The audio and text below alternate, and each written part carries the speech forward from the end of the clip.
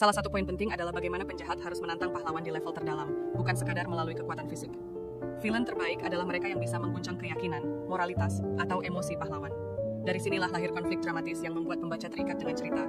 Penulis memperkenalkan konsep The Villain's Journey, yakni bagaimana penjahat juga memiliki alur perkembangan yang mirip dengan pahlawan. Bedanya, jika pahlawan bergerak menuju penyelamatan atau kebaikan, maka penjahat bergerak menuju kehancuran atau ambisi pribadi yang salah arah. Buku ini menekankan bahwa penjahat juga butuh perjalanan emosional.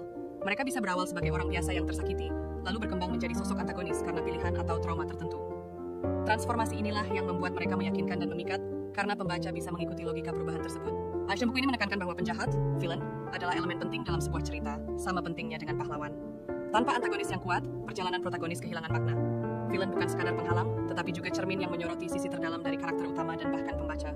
Buku ini juga menguraikan berbagai tipe penjahat, mulai dari The Mastermind, The Fallen Hero, hingga The Monster Within. Dengan mengenali kategori ini, penulis bisa memilih tipe penjahat yang sesuai dengan kisahnya.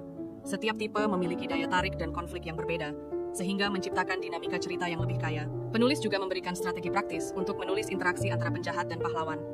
Misalnya, bagaimana mereka saling mencerminkan satu sama lain, bagaimana tujuan mereka bertabrakan, dan bagaimana konflik bisa terus memuncak sampai klimaks. Semua ini membuat narasi lebih tegang dan emosional.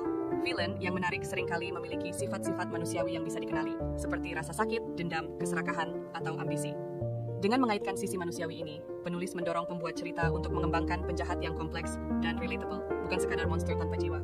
Ada pula penekanan pada likability, bagaimana penjahat bisa disukai atau setidaknya dikagumi meski dibenci.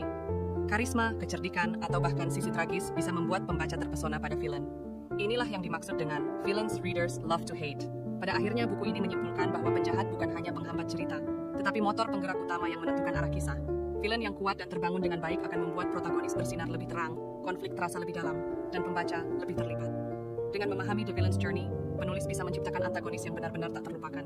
Villain yang baik bukan hanya jahat tanpa alasan. Mereka perlu memiliki motivasi, latar belakang, dan logika internal yang masuk akal. Dengan begitu, pembaca bisa memahami alasan tindakan mereka, meskipun tidak setuju. Hal ini membuat penjahat terasa lebih nyata, bukan hanya karakter karton hitam putih.